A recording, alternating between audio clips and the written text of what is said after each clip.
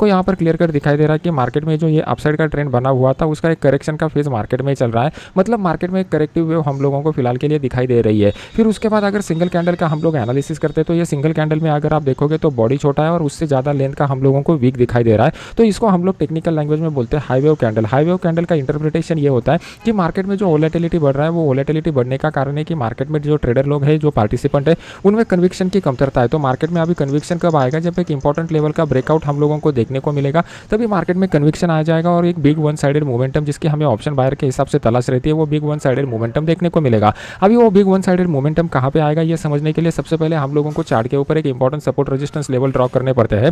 फिर उस लेवल का ब्रेकआउट होने तक हम लोगों को वेट करना पड़ता है। तो यहाँ पर अगर आप देखोगे तो नीचे की साइड में हम लोगों को एक इंपॉर्टेंट सपोर्ट का लेवल मिल रहा है। मैंने आपको प्राइस एक्शन में सिखाया हुआ था कि जो विंडो रहते हैं जिसको हम लोग टेक्निकल लैंग्वेज में गैप बोलते हैं, तो ये गैप हमारे लिए इंपॉर्टेंट सपोर्ट का काम करता है। तो यहाँ पर अगर आप देखोगे तो मार्केट जो था वो गैप अप के साथ ओपन हो गया था और इस गैप फिल करने के लिए मार्केट यहाँ पर नीचे आया और यहाँ पर मार्केट ने एक्जैक्टली उसी लेवल के करीब का सपोर्ट ले लिया और सपोर्ट लेने के बाद ऑलमोस्ट 100-120 पॉइंट का मोमेंटम मार्केट ने यहाँ पे की साइड में हम लोगों को जो लोएस्ट पॉइंट मिल चुका है 44,747 का, ये हमारे लिए इंपॉर्टेंट सपोर्ट की तरह काम करेगा। अगर मार्केट इस लेवल को ब्रेक करता है तो यहाँ के डाउन साइड के मोमेंटम का पॉसिबिलिटी बन रहा है। ये डाउन साइड का मोमेंटम मार्केट को कितना लेके नीचे लेके आएगा ये समझने के लिए हम लोगों को नीचे वाले रेट पर लेवल ड्रॉ करने पड़ेंगे। तो नीचे वाला रेट जो है वो 44,483 के लेवल तक लेके आएगा। यहाँ पर मार्केट ने ऑलरेडी 2 बार रेजिस्टेंस ले लिया है और 2 बार रेजिस्टेंस लेने के बाद अगर वो लेवल ब्रेक हो जाता है तो ब्रेक होने के बाद आने वाले समय में यही रेजिस्टेंस जो है वो सपोर्ट बन जाता है। तो ये उस हिसाब से, उस लॉजिक के हिसाब से ये हमारे लिए सपोर्ट का लेवल निकल करके आ रहा है। तो कल के दिन मार्केट कहाँ पर ओपन होता है इसके बाद हम लोग ट्रेडिंग का डिसीजन ले लेंगे। तो हमारे लिए मार्केट में 15 मिनट का चार्ट क्या कह रहा है इसको समझने की कोशिश करते हैं। 15 मिनट के चार्ट में अगर आप देखोगे तो इनिशियली मार्केट ने एक अच्छा खासा डाउन साइड का एक इंपल्सिव मूव दिखाया और इस डाउन साइड के मोमेंटम के बाद मार्केट ने अपना बेसिक स्ट्रक्चर फॉलो करते हुए एक रेंज बाउंड मोमेंटम दिखाया हुआ है। जब भी क्लोजिंग के टाइम इस तरीके का रेंज बाउंड मोमेंटम बन जाता है तो नेक्स्ट डे हमें बढ़िया अपॉर्चुनिटी मिलता है मॉर्निंग सेशन में ही। तो कल के दिन मॉर्निंग सेशन में हम लोगों को कौन सा ट्रेड बेस्ट रहेगा इसको यहाँ पर सीखने की कोशिश करते हैं। अगर मार्केट फ्लैट ओपन होता है और फ्लैट ओपनिंग के बाद ऊपर निकलने की कोशिश करता है 44,920 के ऊपर तो हम लोगों को एक अच्छा ट्रेड मिल जाएगा। उस केस में हम लोग 44,900 का जो कॉल है वो 44,900 के कॉल को यहाँ पर बाय कर सकते हैं। इसको बाय करने के बाद हमारा स्टॉप लॉस जो निकल के आएगा यहाँ पर जो भी स्विंग लो या क्लोजिंग प्राइस बन चुका है वो एज ए स्टॉप लॉस की तरह कंसीडर करेंगे। हमारा पहला टारगेट कम पॉइंट का रहेगा, 100 पॉइंट का ही टारगेट रखेंगे पहला, जो हम लोगों को 45,000 के करीब का निकल के आएगा। अगर मार्केट यहाँ पे कुछ टाइम के लिए कंसोलिडेट करके फिर इस लेवल को ब्रेक करता है तो ऊपर की साइड में हम लोगों को और 120 पॉइंट का टारगेट मिल जाएगा और फिर हमारा फाइनल टारगेट जो निकल के आएगा वो 45,120 का निकल के आएगा। ये बेस्ट ट्रेडिंग अपॉर्चुनिटी कल के दिन हम लोगों को देखने को मिल सकता है।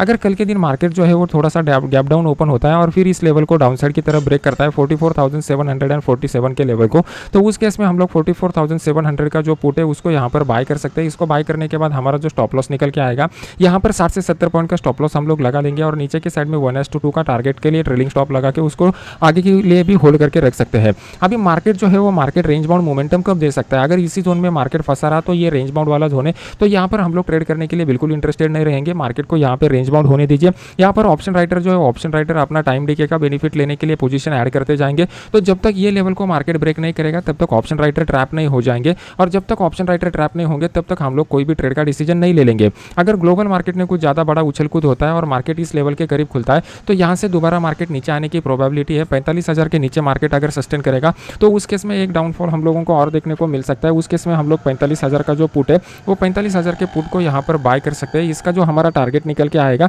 ये जो क्लोजिंग प्राइस है, ये क्लोजिंग प्राइस हमारा फर्स्ट टारगेट रहेगा और सेकंड टारगेट जो रहेगा, ये सेकंड टारगेट आज के दिन का जो लो बन चुका है वो हम लोग सेकंड टारगेट की तरह कंसीडर करेंगे। मार्केट गैप डाउन होने की प्रोबेबिलिटी भी यहाँ पर दिखाई दे रही है। मार्केट अगर गैप डाउन यहाँ पर होता है तो इमीडिएटली हम लोग कोई भी ट्रेड नहीं करेंगे। मार्केट जब थोड़ा सा प्रॉफिट बुकिंग आ जाएगा और इस लेवल से मार्केट रिवर्सल लेना चालू करेगा तो उस केस में हम लोग 44,700 का जो पुट है उसको यहाँ पर बाय कर सकते हैं। इसको बाय करने के बाद हमारा जो स्टॉप लॉस रहेगा, यहाँ पर जो भी स्विंग हाई बना रहेगा वो स्टॉप लॉस की तरह कंसीडर करेंगे और नीचे की साइड में एक बड़े टारगेट के लिए कल के दिन हम इसको प्ले कर सकते हैं। मार्केट में यहाँ पे बैंक निफ्टी का अगर आप चाल देखोगे तो निफ्टी का अगर आप चाल देखोगे तो निफ्टी में आपको दिखाई देगा कि मार्केट जो है वो एक रेंज बाउंड जोन में फंसा हुआ है। जब तक मार्केट ये नीचे वाले लेवल को या ऊपर वाले लेवल को नहीं निकलता तब तक निफ्टी में हम लोगों को एक बड़ा मोमेंटम देखने देखने को नहीं मिलेगा। निफ्टी फिलहाल के लिए जो एक इनसाइड कैंडल बना करके क्लोज हुआ है, इस इनसाइड कैंडल को हम लोग ज़्यादा इंपॉर्टेंस नहीं देंगे, क्योंकि प्रीवियस कैंडल में अगर बॉडी बड़ा रहता है और फिर उसके बाद अगर इनसाइड कैंडल बनता है तो वो हमारे लिए ज़्यादा इंपॉर्टेंट रहता है। फिर यहाँ पे हमारा जो प्रोबेबिलिटी है, मतलब जो सक्सेस रेट है, वो सक्सेस रेट भी अच्छा आता है और रिस्क रिवॉर्ड रेशियो भी हम लोगों को अच्छा देखने को मिल जाता है।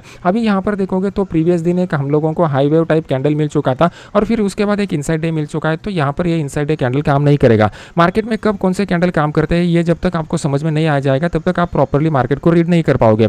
तो यहाँ पे अगर हम लोगों को ट्रेडिंग का डिसीजन लेना है तो बेस्ट अपॉर्चुनिटी कहाँ पे मिलेगा, इसको समझ लेते हैं। कल अभी यहाँ पे ये वाला जो सपोर्ट का जोन निकल करके आ रहा है, ये अभी वीक हो चुका है, तो कल के दिन हम लोगों को बेस्ट ट्रेडिंग अपॉर्चुनिटी कहाँ पे मिलेगा, इसको समझने की कोशिश करते हैं।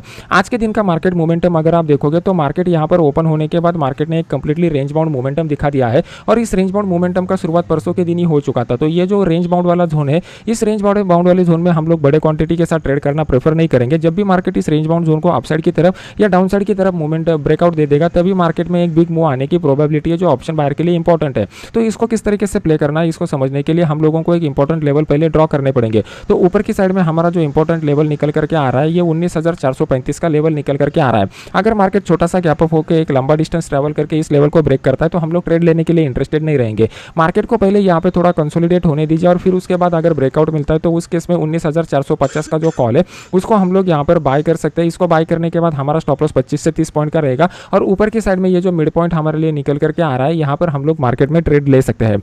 मार्केट में जो है वो यहाँ पर एक बहुत ही बड़ा रेंज बन चुका है, तो इस रेंज में मार्केट कहीं पे भी ओपन होता है तो इमीडिएटली ट्रेड नहीं लेना है। मार्केट में हमारे लिए इंपॉर्टेंट लेवल कब बनेगा, जब मार्केट इस सपोर्ट लेवल को ब्रेक करेगा, तब हमारे लिए बड़ा ट्रेड देखने को मिल सकता है।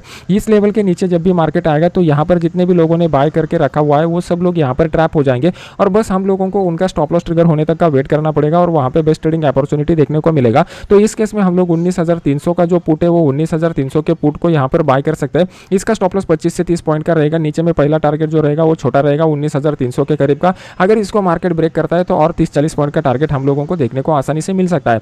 मार्केट में बाइंग के साइड का मोमेंटम फिलहाल के लिए मुझे दिखाई नहीं दे रहा है, क्योंकि जैसा मैंने आपको बताया हुआ था, मार्केट को अगर अपसाइड का मोमेंटम दिखाना है तो जब भी मार्केट डाउन साइड का मोमेंटम दिखाता है उसके बाद अपसाइड का मोमेंटम स्टार्ट होने के लिए मार्केट को यहाँ पे सीरीज ऑफ हायर लोज लगाना पड़ता है। अभी यहाँ पर आप देखोगे तो मार्केट ने यहाँ पर एक लोएस्ट पॉइंट बनाया हुआ था, फिर उसके बाद जो लो बनाया हुआ है उसके बाद दोबारा मार्केट नीचे आ रहा है, मतलब कहीं ना कहीं ऊपर की साइड में दोबारा मार्केट में सेलर लोग एक्टिव हो रहे हैं और वो मार्केट को नीचे लेके आ रहे हैं। एक बार मार्केट में बाइंग फोर्स आ गया, अगर मार्केट में सच में ऊपर जाना है तो फिर वो दोबारा उस पॉइंट को टच करने के लिए नहीं आता और डायरेक्टली मार्केट में इस हाई को वो ब्रेक करके देता है। आप लोगों को वेव एनालिसिस के बहुत सारे पॉइंट जिस टाइम पे करके करना आना एनालिसिस करना आ जाएगा तो आप आसानी से पकड़ सकते हो कि मार्केट का साइकोलॉजी हम लोगों को क्या इंडिकेट कर रहा है।